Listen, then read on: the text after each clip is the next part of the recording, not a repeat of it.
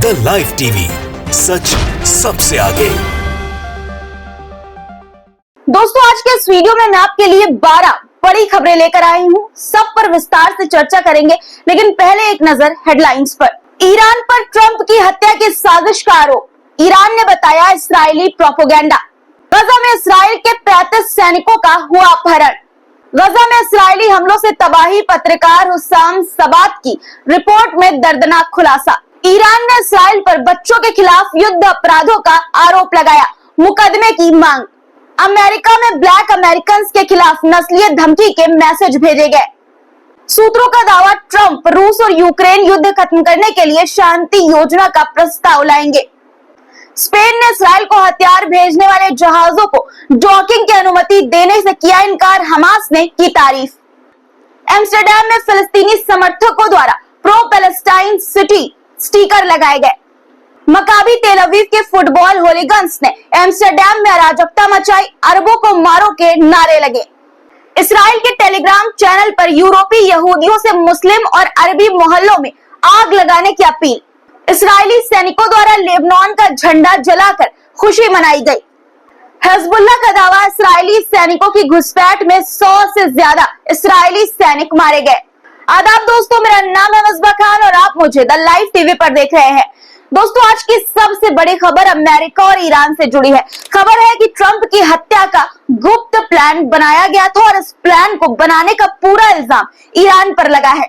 हालांकि ईरान ने खुद इसे लेकर पूरी सच्चाई दुनिया के सामने रख दी है और इसमें इस्राएल का हाथ बताया है।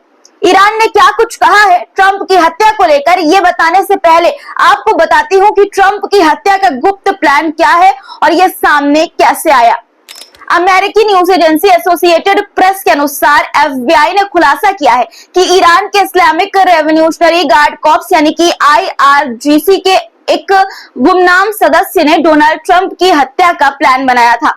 एफबीआई का कहना है कि आईआरजीसी के एक अधिकारी ने अपने एक संपर्क को ट्रंप पर नजर रखने और उनकी हत्या की योजना तैयार करने का निर्देश दिया था। दरअसल मैनहट्टन की एक अदालत में पिछले सितंबर में दस्तावेज दाखिल किए गए थे जो अब सार्वजनिक हुए हैं। दस्तावेजों में ये कहा गया है कि आईआरजीसी के एक अधिकारी ने एक संपर्क को ट्रंप की जासूसी करने और फिर उनकी हत्या करने की योजना बनाने का निर्देश दिया। इस खबर के सामने आते ही ईरान ने भी सच का खुलासा कर दिया। ईरान ने अपने ऊपर लगे आरोपों को बेबुनियाद करार दिया है और ट्रंप की हत्या के प्लान को इस्राएली प्रोपेगेंडा बताया है। जी हाँ, यानी कि इस प्लान में इस्राएल का हाथ होने की बात ईरान ने कही है। ईरानी अधिकारियों का कहना है कि आरोप केवल एक साजिश है जो जियोनिस्ट ताकतों द्वारा चलाई गई है ताकि हालात और पेचीदा बनाए जा सके। ईरान का साफ कहना है कि उनका किसी भी तरह की हत्या योजना से कोई वास्ता नहीं है और ये केवल अमेरिका और ईरान संबंधों को और भी ज्यादा बिगाड़ने की साजिश है। दोस्तों, हाल के वर्षों में अमेरिका और ईरान के रिश्तों में लगातार खटास आई है और आईआरजीसी पर अमेरिकी प्रतिबंध और उनके खिलाफ उठाए गए कई कड़े कदम ने इस तनाव को और बढ़ाया। ऐसे में ईरान के मुताबिक ये जो आरोप है वो सिर्फ ज़ियोनिस्ट साजिश है जो अमेरिका और ईरान के रिश्तों को और जटिल बनाना चाहती है। अब आपको आज की दूसरी बड़ी खबर बताती हूँ। इस्राएल के 35 सैनिकों का अपहरण हुआ है। जी, किडनैप हो गए हैं इस्राएल के 35 सैनिक। दरअसल गजा से लगातार रॉकेट दागे जा रहे हैं। फिलहाल गजा के आसपास की कई बस्तियों में झड़पें जारी है। करीब 7 जगहों पर गजा की तरफ से इस्राएल की सेना के साथ तीव्र संघर्ष यानी कि बहुत तेज संघर्ष हो रहा है। इसके अलावा अन्य 22 स्थलों पर भी हालात काफी तनावपूर्ण बने हुए हैं जहां अलग अलग झड़पें जारी है। इस्राएली रक्षा बल यानी कि आईओएफ के अनुसार अब तक 35 इस्राएली सैनिकों और नागरिकों के अपहरण की खबरें सामने आई हैं। इस्राएल के पास वैसे भी दोस्तों सैनिकों की कमी है। सैनिकों की कमी से वो जूझ रहा है। लोग फौज में आना नहीं चाहते हैं, ऊपर से जो फौजी हैं उनको भी किडनैप करना इस्राएल को गंभीर चोट पहुंचा सकता है, जो कि इस्राएल के लिए अब बड़ी चुनौती होने वाला है। एक तरफ ये और दूसरी तरफ इस्राएल के विरोध में और फिलिस्तीन के समर्थन में देश भर में आवाजें उठ रही हैं। लगातार हम आपको दिखा रहे हैं कि किस तरह से फिलिस्तीन के समर्थन में जगह जगह पर रैलियां, मार्च निकाले जा रहे हैं। विरोध प्रदर्शन इस्राएल के खिलाफ हो रहा है। इसी कड़ी में एक और विरोध की तस्वीर देखिए। पेरिस की गलियों में फिलिस्तीन के समर्थन में एक बड़ी रैली देखी गई। कल रात पेरिस के डाउनटाउन इलाके में सैकड़ों मानवाधिकार कार्यकर्ता और आम नागरिक इकट्ठा हुए। ये लोग इसराइल द्वारा जारी नरसंहार के विरोध में फिलिस्तीन के लोगों के प्रति एकजुटता दिखाने और उनके समर्थन में अपनी आवाज उठाने के लिए वहां पहुंचे। प्रदर्शन में शामिल लोगों ने फिलिस्तीन के झंडे लहराए और नारे भी लगाए। गजा के हालात कैसे हैं इस वक्त? आप पत्रकार हुसाम सबात ने इसराइली नरसंहार पर जो रिपोर्ट दी है उससे अंदाजा लगा सकते हैं, जिसे सुनकर आपके रोंगटे खड़े हो जाएंगे। गजा के उत्तरी हिस्से में इसराइली हमलों की वजह से तबाही का आलम है। हर ओर मातम का सन्नाटा और दर्दनाक चीखें सुनाई देती हैं। गजा के निवासी और उनके अपने हर दिन बमबारी और हिंसा का सामना कर रहे हैं। हालात इतने भयावह हैं कि किसी का अपना कब बिछड़ जाए इसका भरोसा नहीं है।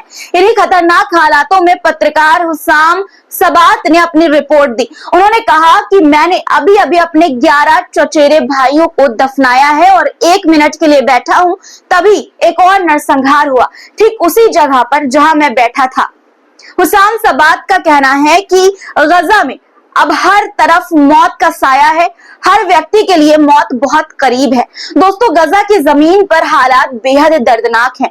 हर तरफ मौत और तबाही का मंजर है। इंसानियत की चीखें, बच्चों का डर और बड़ों की बेबसी गजा की हर गली हर घर में है। सब इस दर्दनाक मंजर को झेल रहे हैं। हुसाम जैसे कई पत्रकार इस मुश्किल घड़ी में भी वहां से सच्चाई सामने लाने की कोशिश कर रहे हैं, दुनिया को आईना दिखाने की कोशिश कर रहे हैं, इसराइल का नापाक चेहरा दुनिया को दिखाने की कोशिश कर रहे हैं, लेकिन सब ने अपनी आंखें बंद कर ली है। इस बीच ईरान ने भी इसराइल द्वारा फिलिस्तीनी और लेबनानी बच्चों के खिलाफ की जा रही हिंसा को लेकर बड़ा बयान दिया है। ईरान के न्याय मंत्री अमीन हुसैन रहीमी ने इसराइली अपराधियों को सजा दिलाने की मांग की है। ईरान के न्याय मंत्री बोगोटा, कोलंबिया में first global ministerial conference on ending violence against children में भाषण देते हुए इसराइल के अपराधों पर गहरी चिंता व्यक्त की है। उन्होंने कहा कि इसराइली अपराधियों पर जल्द से जल्द मुकदमा चलाया जाना चाहिए, उन्हें तुरंत कोर्ट में पेश किया जाना चाहिए, क्योंकि इन्होंने फिलिस्तीन और लेबनान के बच्चों के खिलाफ युद्ध अपराध किए हैं। रहीमी ने अपने संबोधन में गजा और लेबनान के उन हजारों बच्चों की बात की जो हिंसा, डिस्प्लेसमेंट और जनसंहार का शिकार हो रहे हैं। उनका कहना है कि बच्चों के अधिकारों का एक गंभीर उल्लंघन है और इसे किसी भी सूरत में बर्दाश्त नहीं किया जा सकता। ईरानी मंत्री ने इस कॉन्फ्रेंस में सभी प्रतिभागियों से अपील की कि वो फिलिस्तीनी और लेबनानी बच्चों के खिलाफ की जाने वाली हिंसा को युद्ध अपराध के रूप में मान्यता दें और इन अपराधों के लिए जिम्मेदार ज़ियोनी अपराधियों को सजा दिलाने की कोशिश करें। उन्होंने बच्चों को हुए नुकसान की भरपाई के लिए एक विशेष टास्क फोर्स बनाने का सुझाव भी दिया। गजा में इसराइल द्वारा साल भर में जारी इस युद्ध में अब तक करीब 43,508 फिलिस्तीनी मारे जा चुके हैं, जिसमें से अधिकांश दोस्तों बच्चे और महिलाएं हैं।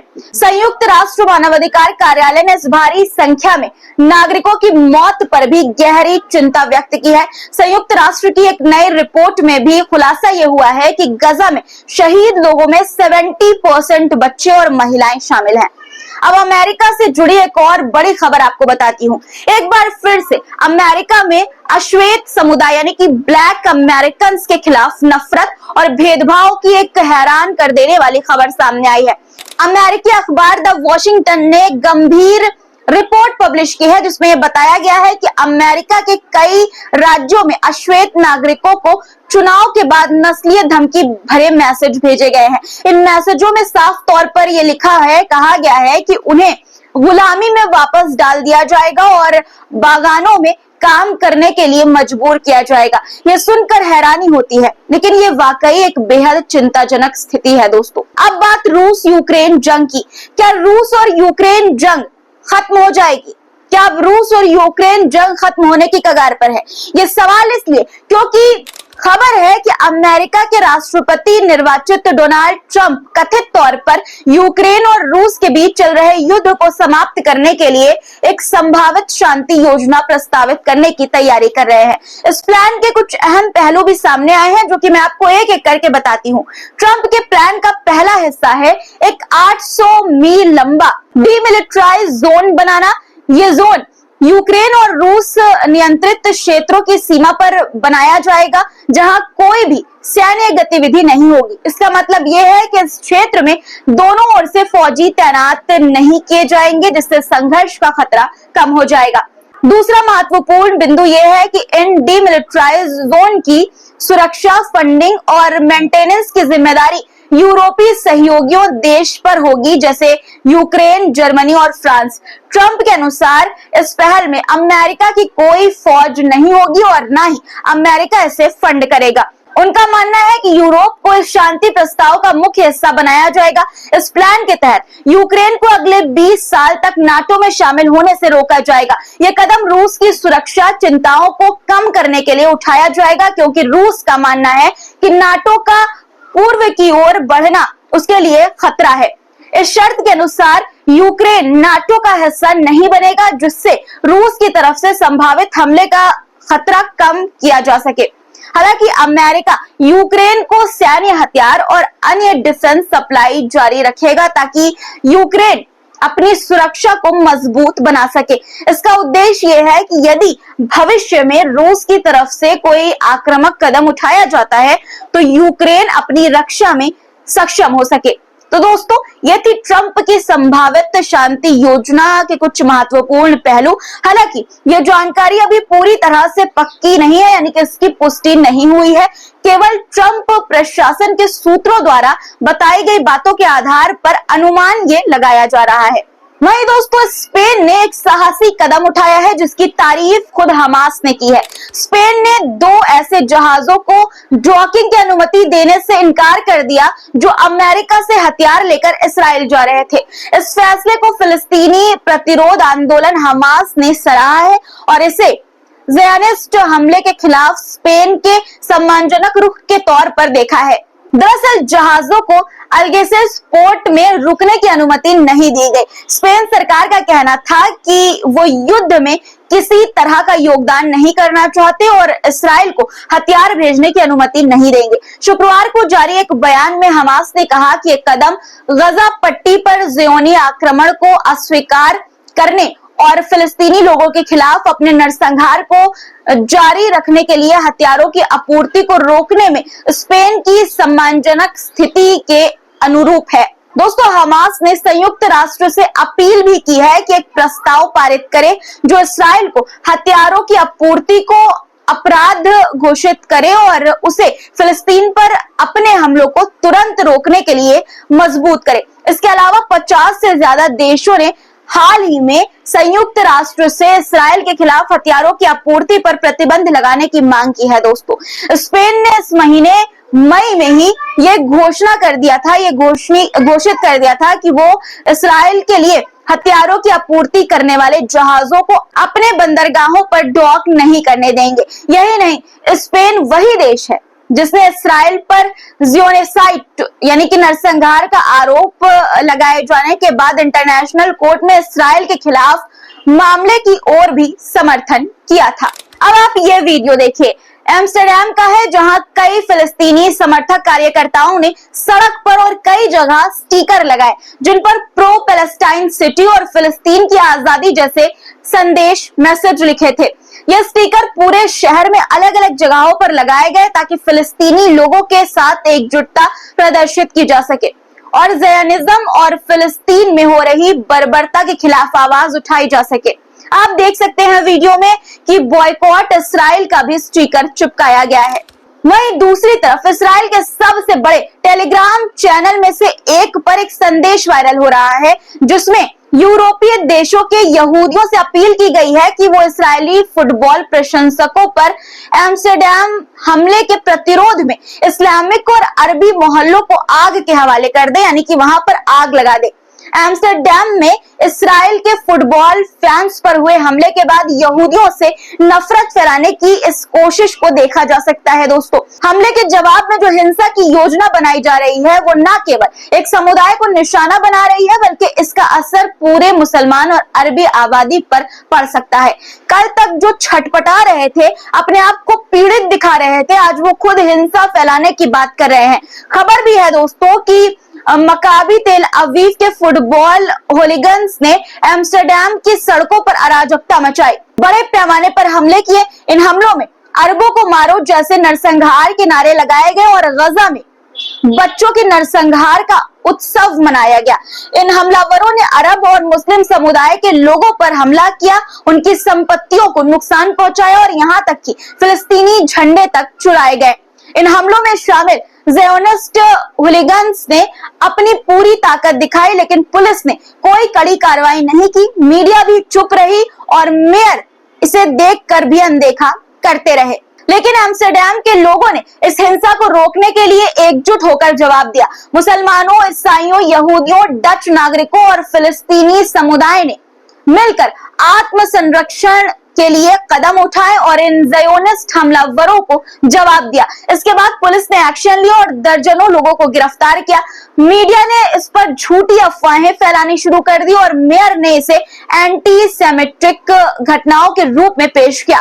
ये दर्शाता है कि सत्ता और मीडिया की नजरों में फासीवादी हिंसा और ज़ियोनिस्ट को बढ़ावा दिया जा रहा है। एम्स्टर्डम के लोगों ने आत्मरक्षा की और ये पूरी दुनिया के लिए एक संदेश है कि ज़ियोनिस्ट को स्वीकार नहीं किया जाएगा। अब आप ये वीडियो देखिए, इस्राएली सैनिकों की नापाक हरकत जिसमें वो लेबनान का झंडा जलाते हुए नजर आ रहे हैं और खुशी भी मना रहे हैं। इससे साफ है कि इसराइल की जंग हिजबुल्लाह से नहीं बल्कि लेबनान के साथ है। लेबनान का झंडा इसराइल के सैनिकों द्वारा जलाना और जिस तरह से झंडा जलाकर वो खुशी मना रहे हैं वो इस बात का संकेत देता है दोस्तों। और अगर हम इसराइल के हमलों को देखें तो ये साफ होता है कि इसराइल का युद्ध हिजबुल्लाह तक सीमित बिल्कुल नहीं है। हिजबुल्लाह सिर्फ एक संगठन है जो लेबनान का हिस्सा है, लेकिन असल में इसराइल की जंग पूरी लेबनान की जनता और देश से है।